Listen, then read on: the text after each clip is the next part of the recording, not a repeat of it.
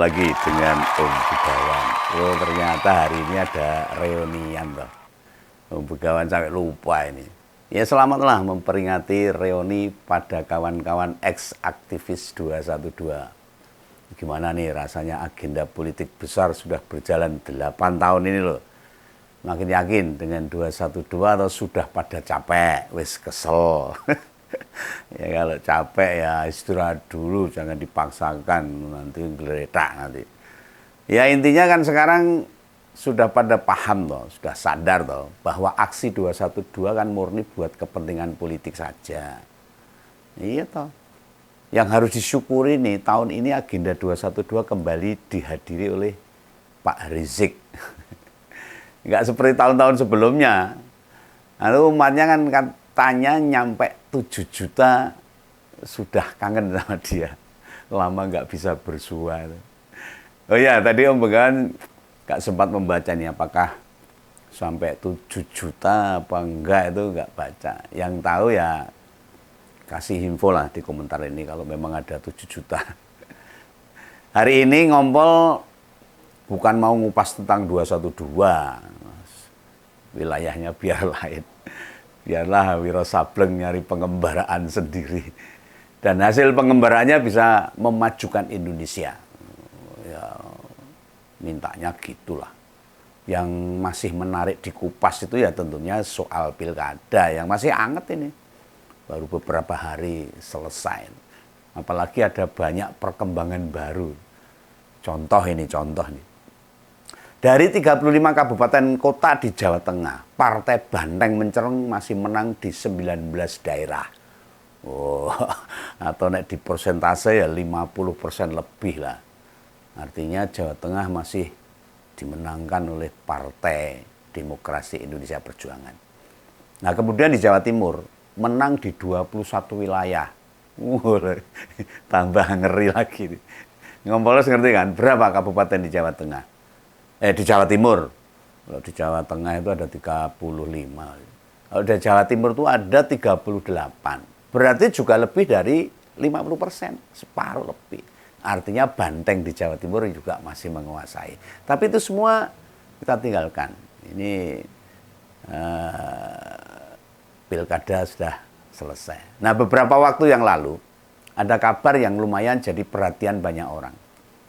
Itu tentang bantuan oleh wakil presiden kita Gibran, wapres kita yang baru ini. Di pilkada beneran hanya cuma sempat endorse wali kota Solo saja, tidak ada daerah lain. Nah, tak kaitkan dengan tas bantuan wapres pada para korban bencana banjir di Jakarta. Wah, itu aneh banget loh. Kenapa mesti ada nama wakil presiden, apalagi ada nama Gibran? Kenapa tulisannya tidak bantuan pemerintah? Karena ini kan anggaran dari pemerintah, bukan pribadi. Nah, tapi sebelum ngupas soal itu, dibandingkan bantuan bapaknya waktu jadi presiden, juga ada perbedaan signifikan. Dulu Pak Jokowi memang rutin ngasih bantuan yang dimasukkan dalam goodie bag. Nah, dominan warna pada bantuan presiden itu putih, garisnya merah. Ya, tentu kita semua ngerti lah, kepala negara tidak boleh sembarangan menempatkan warna. Dalam perspektif Om Begawan, dominasi tas berwarna putih bergaris merah itu mengesankan warna Indonesia. Jadi bukan warna dominan partai politik yang ngusung Jokowi, bukan. Waktu kan PDI Perjuangan. Lah nek memang punya kepentingan, kan mestinya warna merah.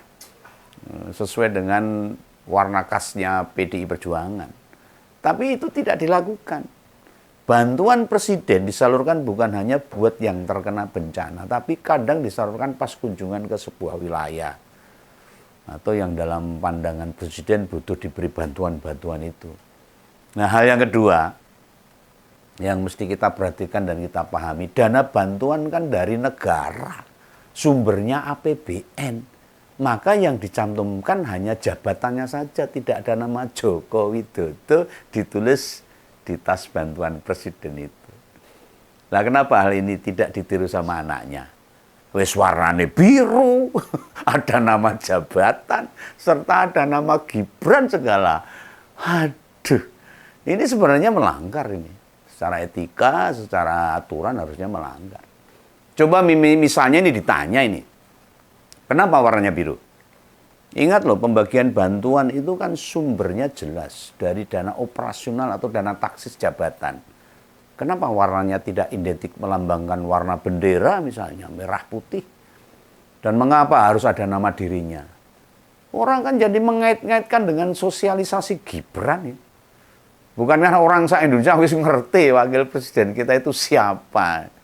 Ya kita ngerti lah. Bentuk tas warna, tulisan di berbagai bantuan presiden sama wakil presiden, itu gak ada aturannya memang. Hanya saja, sebagai pemimpin sebuah negara, kudune ngerti paugeran, angger-angger, aturan, demarkasi, atau batasan lah. Lah gimana kita nggak berpikiran bila segala sesuatu yang terkait dengan tas itu ada kepentingan politik di tahun 2029. Mau nyalon presiden. Masyarakat ben paham ini. Nafsunya masih mombro-mbro, bulat-bulat ya gini. Loh yang kayak gini nih, apalagi dimulai masih lama terkait Pilpres tahun 2029. Orang nggak pada peduli loh. Padahal semua sudah diatur, ditata sedemikian rupa, dikondisikan. Yang berkepentingan ini jelas Gerindra. Bila yang model begini dibiarkan loh ini, anak macan bakal berbahaya 5 tahun nanti. Tapi ya monggo saja. Pembegawan kan cuma mengupas saja, atau mendefinisikan saja, atau mengopinikan, berpendapat saja. Nek dikira aku malah manas-manasi ngompor ya repot. Ini yang jelas ini. Sejak tahun 2023 urusan tentang etika, adab, norma, urusan soal kenegaraan dipadakne kaya urip neng kampung. Sepanjang penguasa mau buat apapun ya dijalankan gitu aja.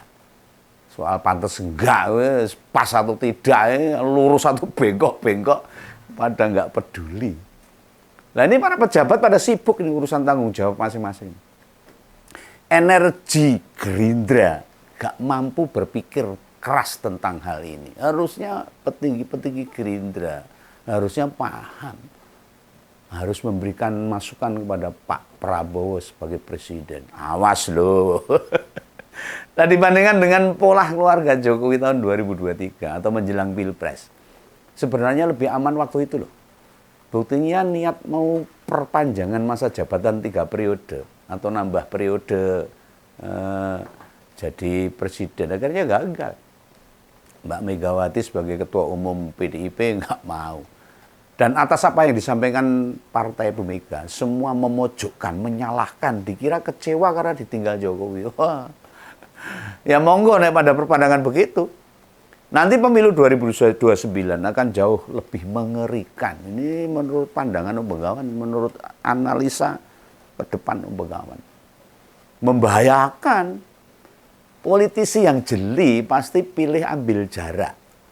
Ora sah mepet-mepet. Nah yang lucu ya PKS itu.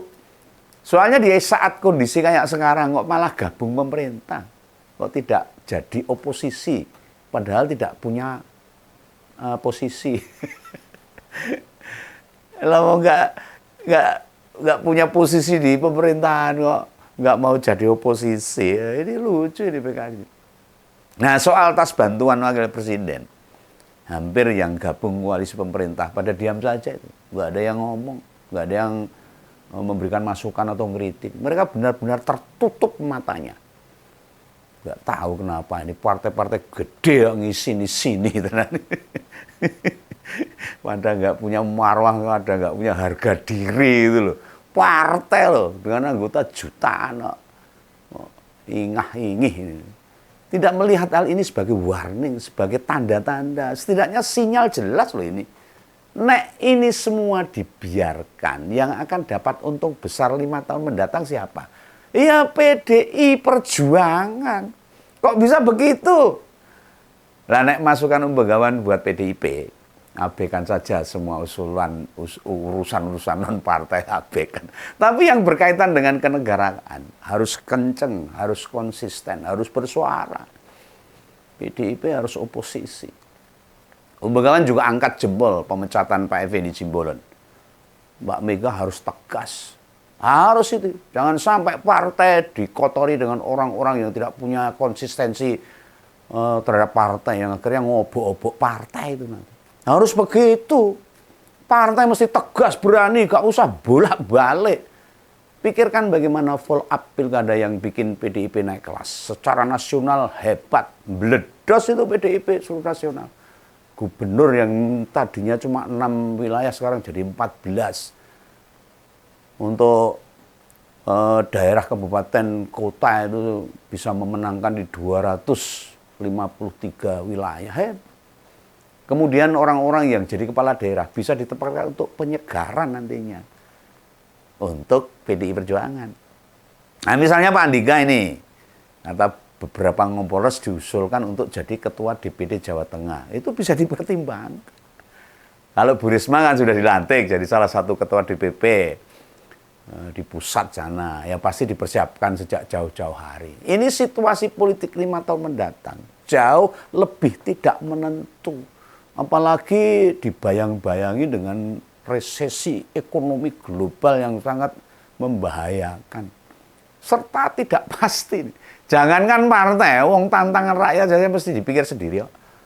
Rakyat itu bekerja sendiri, orang usah diwangi pemerintahan, akhirnya jalan sendiri, menghidupi diri sendiri. Kuwi aja ditarik pajak. Pemerintah bakal banyak cuci tangan kalau masalah ini. Tidak berkepentingan buat banyak berbuat. Wes, ini makin berat lah kita semuanya. Di pemerintahan sekarang itu semakin abot dan rakyatnya juga semakin berat untuk menghidupi diri sendiri. Tapi saya doakan Indonesia tetap aman. Rakyat harus kuat untuk menghidupi diri sendiri ke depan sampai 5 tahun ke depan. Itu ya, salam Unggawan, pesan Unggawan, salam ngompol.